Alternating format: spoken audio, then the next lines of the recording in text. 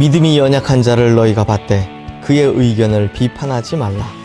로마서 14장 1절 말씀. 작은 불꽃 하나가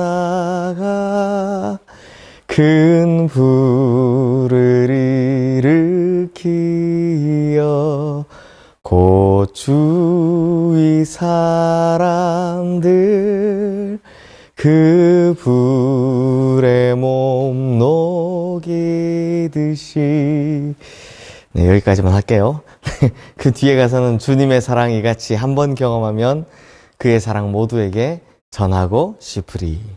우리 성도님들, 이 찬양 다들 잘 아시죠?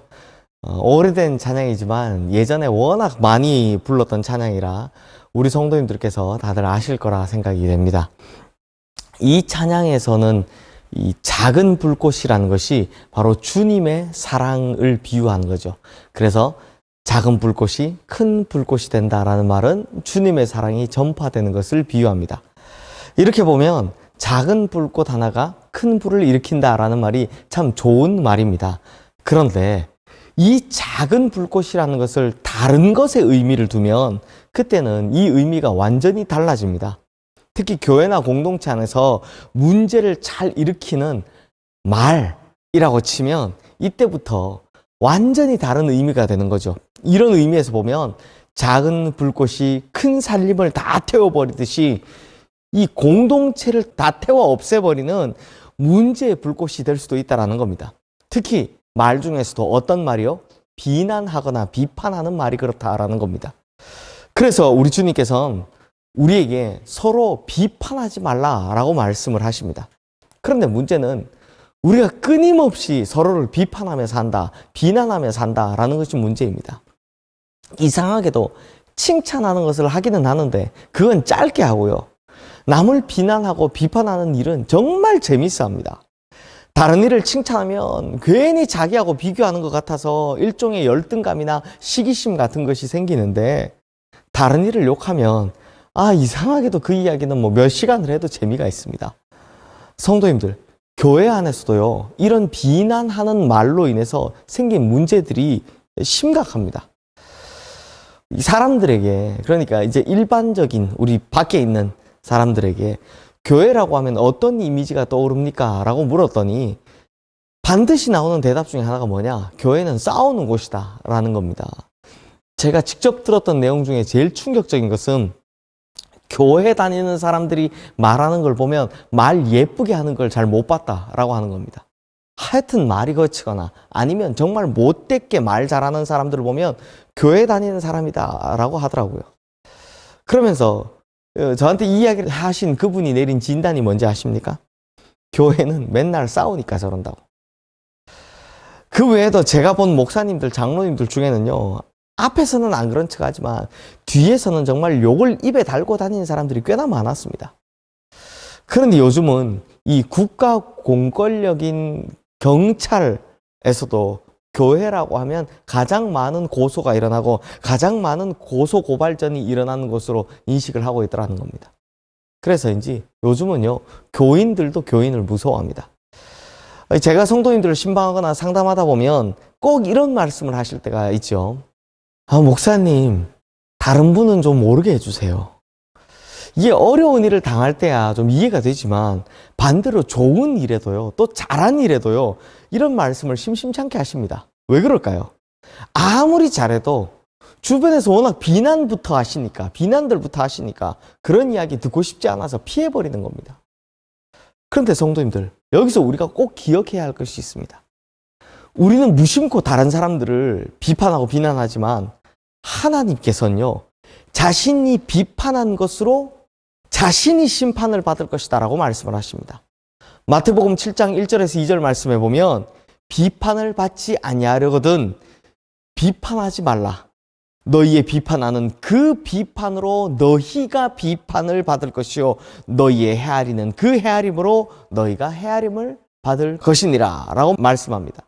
그러니까 예수님의 말씀에 의하면 우리가 다른 사람을 비판하면 똑같은 잣대로 우리도 비판받게 될 것이지만 반대로 우리가 다른 사람을 넉넉하게 헤아려 주면 똑같은 잣대로 우리가 헤아림을 받게 될 것이다 라는 겁니다.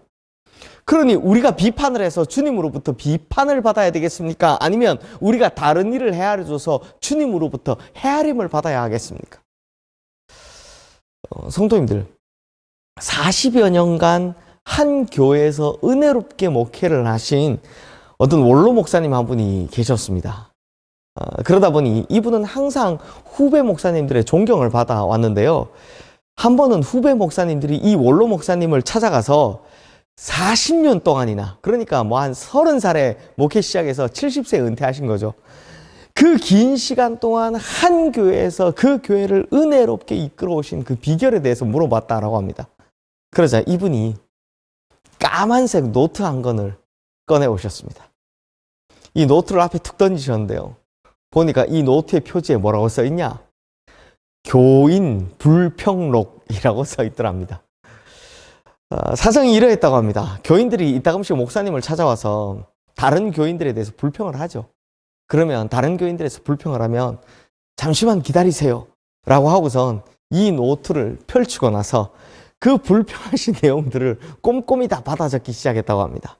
그리고 그 불평의 이야기가 다 끝나면 제가 방금 말씀하신 것들을 이 노트에 꼼꼼히 다 받아 적었는데 다 읽어보시고 맞으시면 밑에다 이름과 사인을 남겨주십시오. 그러면 이후에 제가 확인하고 바로 잡겠습니다 라고 말씀을 드렸답니다. 그러면 대부분 당황해야 한답니다. 당황해서 목사님 뭐 기록까지 남기고 그럽니까? 뭔 사인까지 할 필요가 있습니까? 그냥 없던 걸로 하시죠. 이러고 다 나가버린답니다. 그래서 그렇게 해서 교회가 40년 동안 평안했다라고 합니다.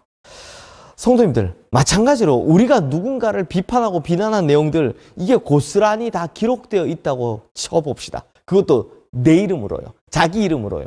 그래도 괜찮겠습니까? 그런데요, 주님 앞에는 이렇게 다 기록이 되어 있습니다. 그래서 주님 앞에 섰을 때 주님께서 우리가 비판한 내용으로 바로 우리를 비판하시겠다라고 하신 것입니다. 그러니 조금만 더 생각해 보면 이거 정말 두려운 겁니다. 결국 내가 한 말로 인해 내가 비판을 받고 내가 비난을 받게 된다는 것입니다. 그러므로 그리스도인은 언제나 주님 앞에 서는 날을 머릿속에 넣고 다니는 종말론적인 관점으로 살아야 사고를 안 치는 법입니다. 그런데 이렇게 말씀드리면 또 어떤 분은 이렇게 말할지도 모릅니다. 그러면 교회라고 잘못된 일이 있어도 아무 말도 하지 않아야 합니까? 아닙니다. 마태복음 7장 5절 말씀에서는 분명히 예수님께서도 형제 눈 속에 티를 빼라 라고 말씀하셨습니다. 또한 요한복음 8장 말씀에서는 간음하다 현장에서 붙잡힌 여인에게 예수님께서는 분명히 돌로 치라라고 명령하셨습니다. 그런데 다른 사람의 눈 속에서 티를 빼려 할 때, 또 죄 지은 자를 돌로 치려 할 때 반드시 선행되는 조건이 있다는 것을 기억하시면 됩니다. 그것이 무엇입니까? 먼저 내 눈 속에 들보가 있다는 것을 인정해야 하고, 그리고 내가 돌을 들 수 없을 정도의 죄인임을 먼저 인정해야 한다는 것입니다. 이게 왜 중요하냐? 이것을 깊이 묵상하면 비판을 해도 달라지기 때문입니다. 나 역시 죄인이기 때문에 감정을 실어 화를 내고 따지거나 혹은 뒷담화식의 재미를 위하여 비난할 수 없게 되는 것이죠. 그러면 말 한마디 한마디가 조심스러워질 뿐만 아니라 그를 위하여 진심으로 기도하게 되는 것입니다. 사랑하는 성도님들, 당신 잘못이지 나는 잘못한 게 없어. 혹은 당신보다 내가 나아. 이런 태도로는 결코 잘못을 고칠 수도 없고 공동체를 이끌어갈 수도 없습니다. 그저 함께 울고 함께 웃고 이럴 때 진짜 교회가 되고 진짜 사랑의 공동체가 되는 것이죠. 성도님들, 우리 주님께서는 마땅히 지옥에 가야 할 우리를 당신의 자녀로 삼아주시고 천국의 백성으로 삼아주셨습니다. 그런데 주님께서는 그때 우리를 천국 백성으로 삼아주실 때, 구원하실 때 우리 죄를 책망하시기 전에 먼저 사랑부터 베풀어 주셨습니다. 그래서 우리는 죄의 형벌을 다 치르고 난 후에 구원받은 것이 아니라 주님의 사랑으로 인해 구원부터 먼저 누리게 된 것입니다. 그렇게 우리가 죄의 형벌이 아닌 사랑부터 받아서 이 구원을 얻게 되었다면, 그렇다면 내가 진짜 이 사랑으로 말미암아 구원받은 사람이면 어떻게 해야 되겠습니까? 비난부터 해야 되겠습니까? 사랑부터 해야 되겠습니까? 정답은 이미 나와 있지 않습니까? 우리 성도님들께서 이 답을 너무나도 잘 알고 계실 테니 이제는 우리 성도님들께서 잘 실천하며 살아가시기를 주님의 이름으로 축원합니다. 기도하겠습니다. 하나님 아버지, 주님께서 우리를 구원하실 때 우리 죄에 대한 비판과 비난부터 하신 것이 아니라 사랑부터 베풀어 주셨다는 것을 우리가 꼭 기억하게 하여 주시옵소서. 그러므로 우리가 누군가에 대해 말할 때 비난과 비판부터가 아니라 사랑부터, 사랑의 언어부터 하게 하여 주시옵소서. 주님, 내가 비난하고 비판한 그 잣대로 내가 고스란히 비판당하고 비난당한다는 것을 주님 기억하게 하여 주시고, 반대로 내가 헤아리면 헤아릴수록 그 헤아림으로 우리가 주님께 헤아림을 받는 것 또한 기억하게 하여 주셔서 비난과 비판의 언어보다 헤아리는 언어로, 사랑의 언어로, 이해하는 언어로, 도와주는 언어로 살아가는 우리 성도님들 다 되게 하여 주시옵소서. 예수 그리스도 이름으로 기도드리옵나이다. 아멘.